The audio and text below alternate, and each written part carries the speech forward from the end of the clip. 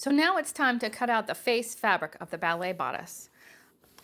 I've laid it on the table so that it's wrong side up. This side is the face. I've lined up the selvage with the edge of the table.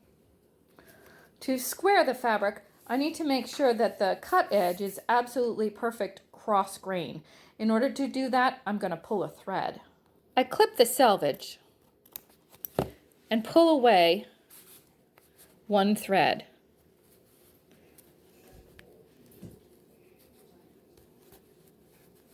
And then I pull on that thread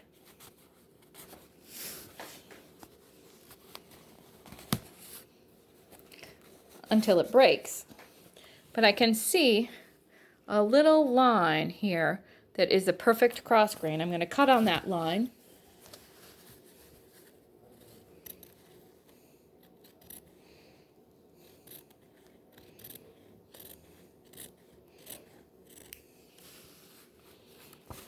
Until I can't see it anymore, and then I'll keep going.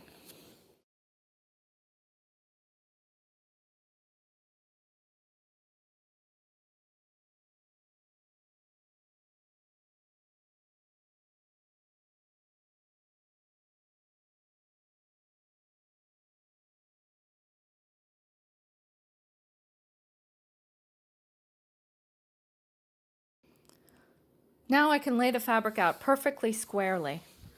So I line the cut edge up with the edge of my table. If your fabric is plain, you can just lay the flat lining on top of it now, pin around all the pieces, and cut it out. My fabric is not plain. It has these very prominent leaves growing at different angles. Anytime you have something that has a pattern that's growing, you want it to grow up. So the stem is at the bottom and the top of the pattern is at the top of the garment. I've cut the straight grain pieces, that's the center back and the side back, apart from the rest of my flat lining. And I've marked the grain line in a chalk very lightly in the seam allowances of the bias pieces. The shape of my center front piece would look nice if the leaf was shaped this way. So I need to find a spot where the leaf is curving off to the left that would fit my pattern piece. It's important to leave the flat lining pieces attached to each other as long as possible, especially for the bias pieces, so that they don't stretch out too much. I've selected this leaf for this position right here. So I'm going to look back and forth, and I can see that that's a good spot right there. And now I want to make sure that it's going to stay there. And now I need to make sure that my grain is parallel to my straight grain. So I'm measuring from my chalk line to the selvage of my fabric.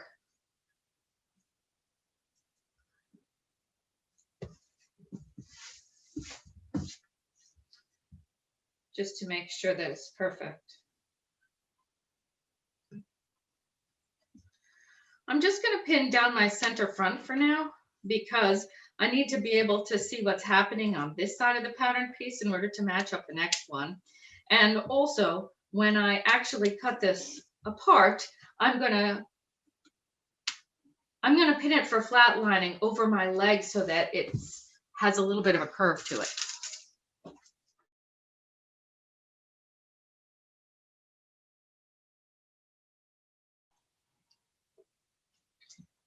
I'm trimming just what I need to trim here to cut apart the pieces, leaving plenty of seam allowance.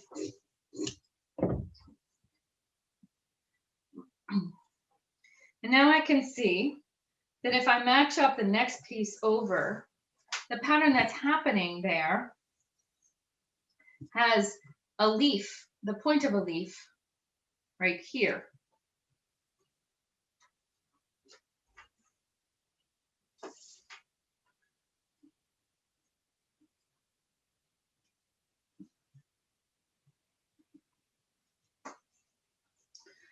So if I move this down to the next place this leaf occurs, I have enough seam allowance to cut everything out and have it match.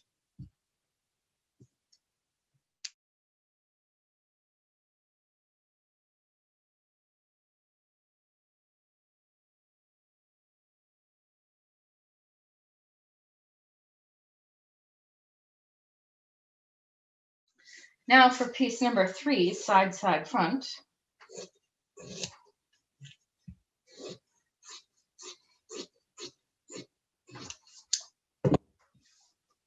Again, lay it down so that it would match exactly on top of the seam and figure out what's happening underneath it.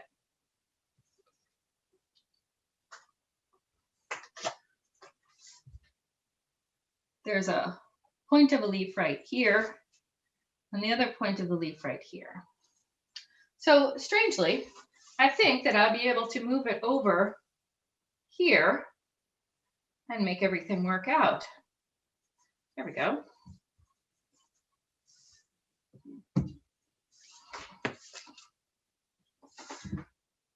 So here's the point of one leaf.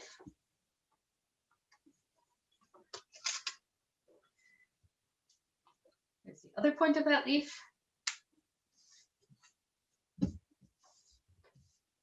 And now the grain should be close to correct.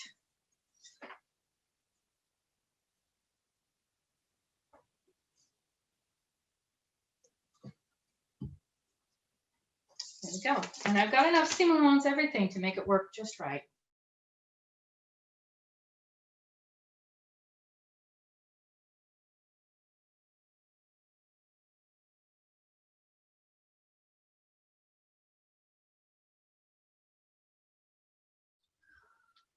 So again, I'm going to choose a nice spot for the pattern on the back. I like this leaf. I like this leaf swooping that way for the center back. So I'm going to place that in its correct spot here, and then make sure that my grain of my flat lining is the same as my grain of my fabric. Carefully down one long side.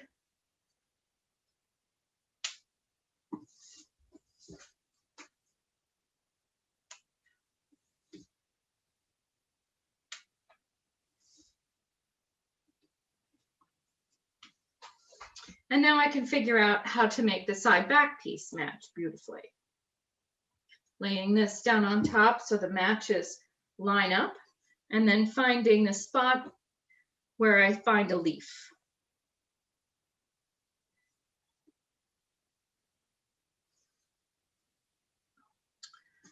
And then coming over to a different place on the fabric where I have the same pattern.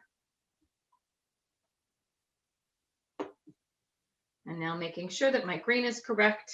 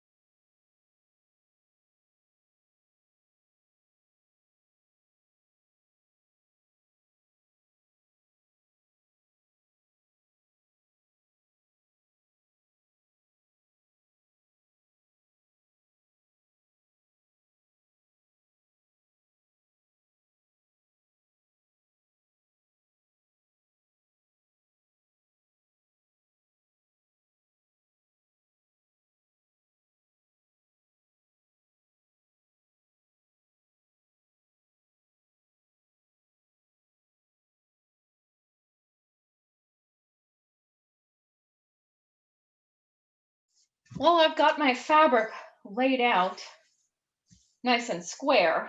I'm going to just take a moment and mark and cut the bias that I'm going to need. So I'm measuring 6 inches out from my edge here, and then 6 inches down from that mark. And then if I connect these dots, I've got a perfect bias.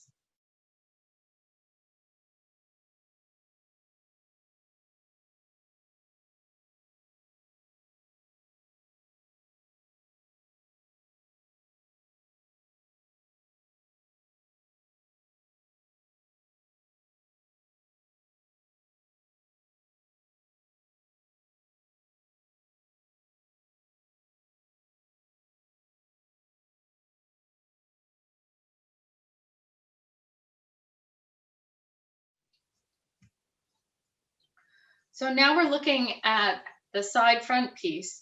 I've removed all of the pins on the side that I just put a couple on. Now I'm going to flip it over and make sure that everything is super smooth and has a little bit of curve into it from the face side. And then I'm going to pin the piece together all around.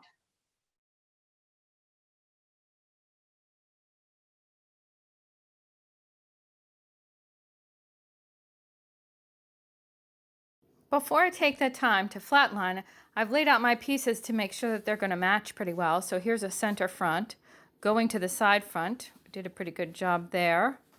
Going to the side front. That looks pretty good. I'm not worrying too much about the curlicues, but I do want the big pieces to match.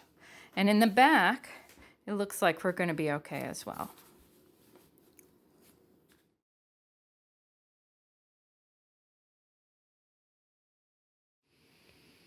Flatline all the pieces all around. You will recall that flatlining happens just outside the stitching line. It starts on the edge of the fabric and goes all the way to the edge of the fabric. There are no knots, and it's a small stitch on the outside and a larger one on the inside, so it will never be seen. Thread mark the hem and the top of each piece. Recall that the thread mark is in a contrasting thread. The stitches are small on the inside. It happens exactly on the line, and they're big on the outside. They'll be taken out later, so they also don't go into the seam allowances. For piece number 4, the only part that needs to be thread marked is the top here, because this will be stitched to the center back. And try not to stitch through the bone tape. On the center back piece, thread mark the center back line, and when you're flatlining, cut the thread at this sharp corner. Stay stitch this corner with a very short stitch, stitching exactly on the line, about 3/4 of an inch away to about 3/4 of an inch away. Then clip all the way in to that corner.